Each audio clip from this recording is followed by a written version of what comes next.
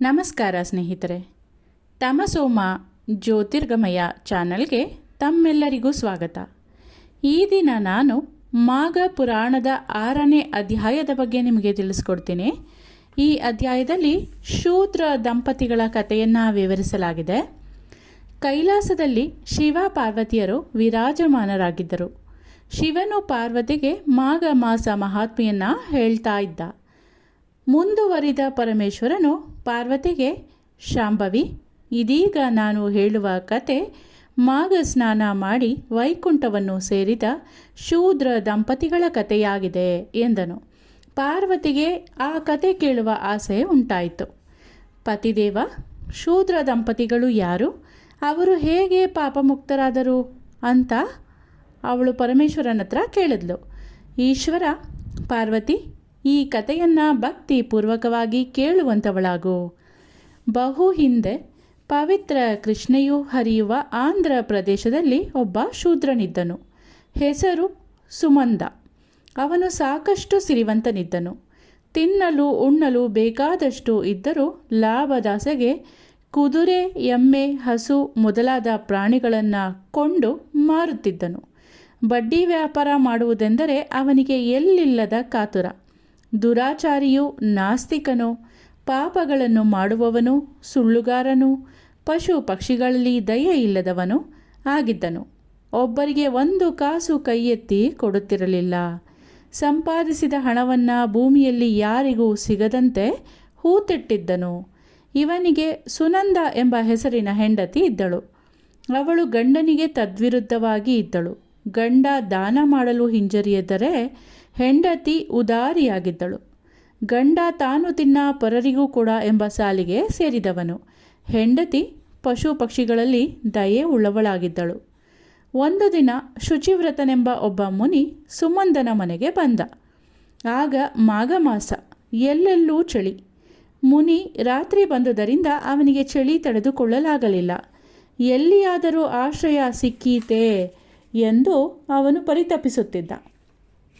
ಕಡೆಗೆ ಸುಮಂದನಿದ್ದ ಭಾರೀ ಮನೆಗೆ ಬಂದು ಅವನ ಹೆಂಡತಿಯಾದ ಸುನಂದೆಯನ್ನು, ಅಮ್ಮ, ಚಳಿಯಿಂದ ನಡುಗುತ್ತಿದ್ದೇನೆ.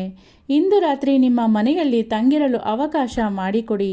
ನಾಳೆ ಬೆಳಗ್ಗೆಯಾಗುತ್ತಿದ್ದಂತೆ ಹೋಗಿಬಿಡುತ್ತೇನೆ ಅಂತ ಕೇಳಿಕೊಂಡ.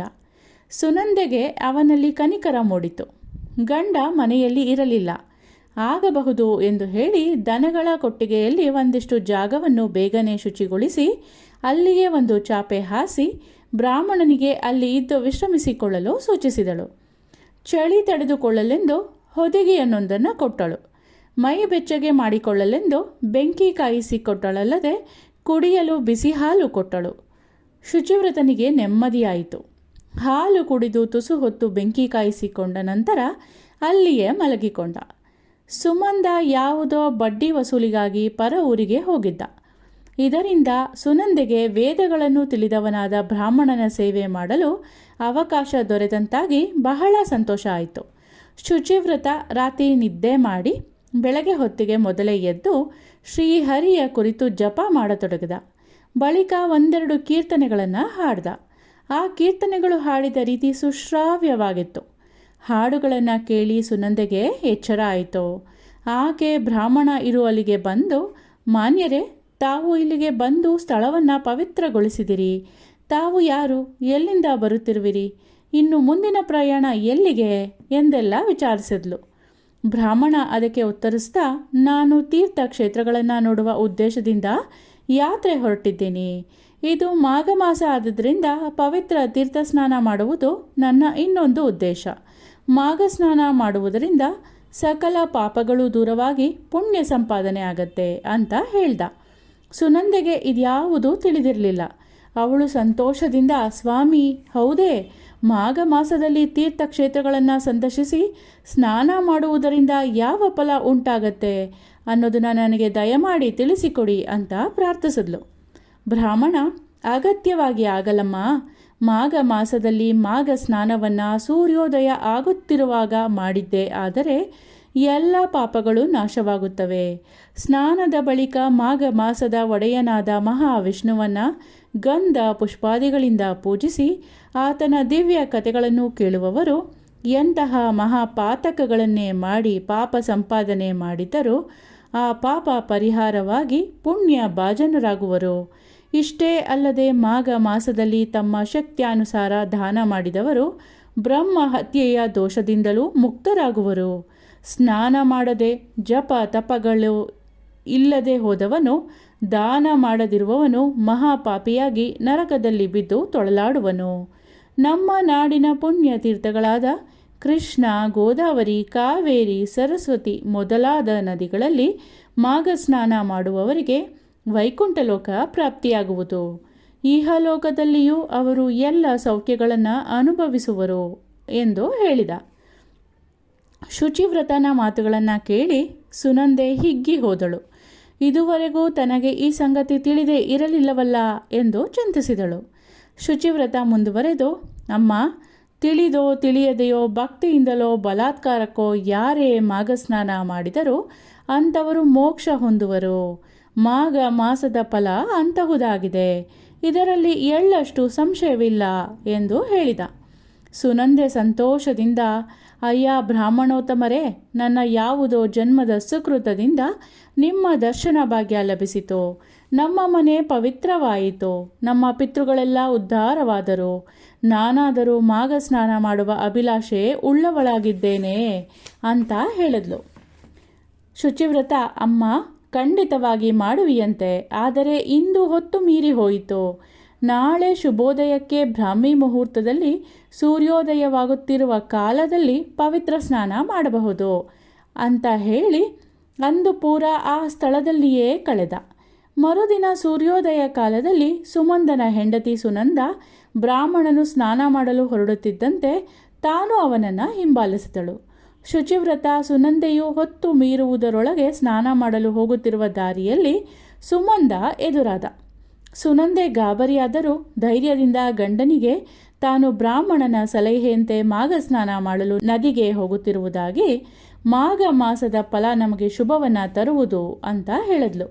ಸುನಂದೆಯ ಮಾತು ಕೇಳಿ ಸುಮಂದ ಹೌಹಾರಿದ. ಅವನು ಹೆಂಡತಿಯನ್ನು ಗದರಿಕೊಂಡು, ನಿನಗೇನಾದರೂ ಬುದ್ಧಿ ಕೆಟ್ಟು ಹೋಯಿತೆ? ಇನ್ನೂ ಬೆಳಗಾಗಿಲ್ಲ. ಈ ಕಾಲದಲ್ಲಿ ಅದು ಚಳಿಯಿಂದ ಮೈ ನಡುಗುತ್ತಿರುವಾಗ ತಂಪಾದ ನೀರಿನಲ್ಲಿ ಸ್ನಾನ ಮಾಡುವೆಯಾ?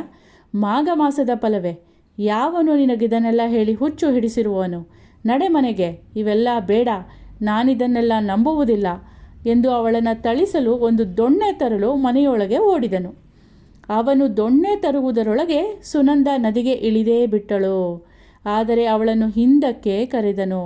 ಆದರೆ ಸುನಂದ ಸ್ನಾನಕ್ಕೆಂದು ಹೊರಟಳು. ಸುಮಂದ ಅವಳನ್ನು ಹಾಗೆಯೇ ಬಿಟ್ಟರೆ ಪರಿಸ್ಥಿತಿ ವಿಷಮವಾಗುವುದು ಅಂತ ಅವಳನ್ನು ಅಲ್ಲಿಗೆ ಬಿಡದೆ ನದಿಗೆ ಇಳಿದು ಅವಳನ್ನು ದೊಣ್ಣೆಯಿಂದ ಬಾರಿಸತೊಡಗಿದ. ಅವನಿಗೆ ಇಷ್ಟವಿಲ್ಲದಿದ್ದರೂ ಅವನು ನದಿಗಿಳಿದು ಸ್ನಾನ ಮಾಡಿದಂತಾಯಿತು. ಇಬ್ಬರೂ ಮಾಘ ಸ್ನಾನ ಮಾಡಿ ಮನೆಗೆ ಹಿಂದಿರುಗಿದರು. ಶುಚಿವ್ರತ ನಿತ್ಯ ಕರ್ಮಗಳನ್ನು ಮುಗಿಸಿಕೊಂಡು ತನ್ನ ದಾರಿ ಹಿಡಿದ. ಕೆಲಕಾಲದಲ್ಲಿ ಸುಮಂದನು ಸುನಂದೆಯು ರೋಗಕ್ಕೆ ಬಲಿಯಾಗಿ ತೀರಿಕೊಂಡರು. ಸುಮಂದನನ್ನು ಯಮಕಿಂಕರರು ಬಂದು ಬಂಧಿಸಿದರು. ಆದರೆ ಸುನಂದೆಯನ್ನು ವೈಕುಂಠದಿಂದ ಬಂದ ವಿಷ್ಣು ದೂತರು ದಿವ್ಯವಾದ ವಿಮಾನದಲ್ಲಿ ಕೂರಿಸಿಕೊಂಡು ವಿಷ್ಣು ಲೋಕಕ್ಕೆ ಕರೆದೊಯ್ದರು.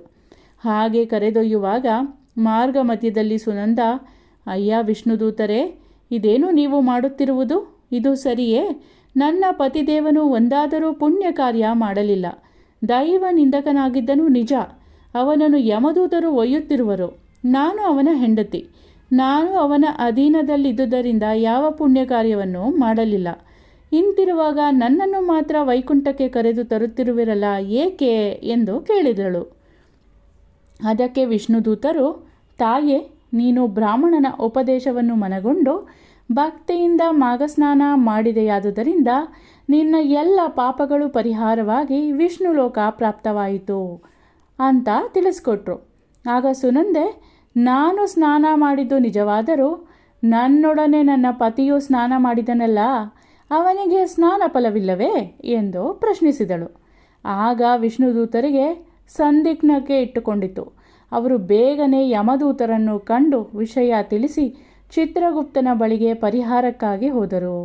ಎಲ್ಲ ಪರಿಶೀಲಿಸಿದ ಚಿತ್ರಗುಪ್ತ, ಸುಮಂದನು ಎಷ್ಟೇ ಪಾಪ ಕೆಲಸಗಳನ್ನು ಮಾಡಿದವನಾಗಿದ್ದರೂ ಪತ್ನಿಯ ನಿಮಿತ್ತ ಬಲವಂತವಾಗಿಯಾದರೂ ಮಾಘಸ್ನಾನ ಮಾಡಿದುದರಿಂದ ಅವನಿಗೆ ಮಾಘಸ್ನಾನದ ಫಲ ಸಿಗುತ್ತದೆ. ಆದುದರಿಂದ ಇವನನ್ನು ಯಮಲೋಕದಲ್ಲಿ ಇಟ್ಟುಕೊಳ್ಳಲು ನಮಗೆ ಅವಕಾಶವಿಲ್ಲ. ಇವನನ್ನು ಬಿಟ್ಟುಬಿಡಿ. ಪುಣ್ಯಶಾಲಿಯಾದುದರಿಂದ ಇವನನ್ನು ವಿಷ್ಣು ಲೋಕಕ್ಕೆ ಒಯ್ಯಲು ವಿಷ್ಣುದೂತರಿಗೆ ಕೊಟ್ಟು ಬಿಡಿ ಎಂದು ಬಿಟ್ಟ. ಚಿತ್ರಗುಪ್ತನ ಆದೇಶದಂತೆ ಯಮಕಿಂಕರರು ಸುಮಂದನನ್ನು ವಿಷ್ಣುದೂತರಿಗೆ ಒಪ್ಪಿಸಿದರು. ಸುಮಂದ ಸುನಂದೆಯೊಡನೆ ವೈಕುಂಠವನ್ನು ಸೇರಿ ಅಲ್ಲಿ ಸುಖವಾಗಿದ್ದನು. ಪಾರ್ವತಿ, ಕೇಳಿದೆಯ ಸುಮಂದನ ಕತೆ? ಅವನು ಪರಮ ಪಾಪಿಯೇ ಆದರೂ ಸುನಂದೆಯು ಕೈಗೊಂಡ ಮಾಘ ಸ್ನಾನದ ನಿಮಿತ್ತ ತಾನು ಸ್ನಾನ ಮಾಡಿ ಸತ್ಸಂಗಿಯಾಗಿ ದಿವ್ಯಲೋಕವನ್ನು ಪಡೆದ. ಅವನು ಉತ್ತಮಳು ಒಳ್ಳೆಯವಳು ಆದವಳ ಸಂಘದಿಂದಾಗಿ ಸುಖಿಯಾದ. ಯಾರೇ ಆಗಲಿ ಸಜ್ಜನರ ಸಹವಾಸ ಮಾಡಬೇಕು, ದುರ್ಜನರ ಸಹವಾಸ ಬಿಡಬೇಕು. ಮಾಘ ಸ್ನಾನದ ಫಲವನ್ನು ನೀನು ತಿಳಿದೆಯಲ್ಲವೇ? ಬಲವಂತಕ್ಕೆ ಮಾಘ ಸ್ನಾನ ಮಾಡಿದರೂ ಸಹ ಸುಮಂದ ಪುಣ್ಯ ಭಾಜನನಾದ. ಹೀಗೆ ಯಾವ ರೀತಿಯಲ್ಲಿ ಆಗಲಿ ಮಾಘ ಸ್ನಾನ ಮಾಡಿ ಶ್ರೀಹರಿಯನ್ನು ಧ್ಯಾನಿಸಿ ಕೈಲಾದ ದಾನ ಮಾಡಿದವನು ಇಹಲೋಕಗಳಲ್ಲಿ ಎಲ್ಲ ಸುಖಗಳನ್ನು ಅನುಭವಿಸಿ ಪರಲೋಕದಲ್ಲಿ ಸುಖಿಗಳಾಗುವರು ಅಂತ ಈಶ್ವರ ಪಾರ್ವತಿಗೆ ವಿವರವಾಗಿ ತಿಳಿಸಿಕೊಟ್ಟ. ಇಲ್ಲಿಗೆ ಈ ಅಧ್ಯಾಯ ಮುಕ್ತಾಯವಾಯಿತು. ಮುಂದಿನ ಅಧ್ಯಾಯದೊಂದಿಗೆ ಮತ್ತೆ ಭೇಟಿ ಮಾಡೋಣ. ಧನ್ಯವಾದಗಳು.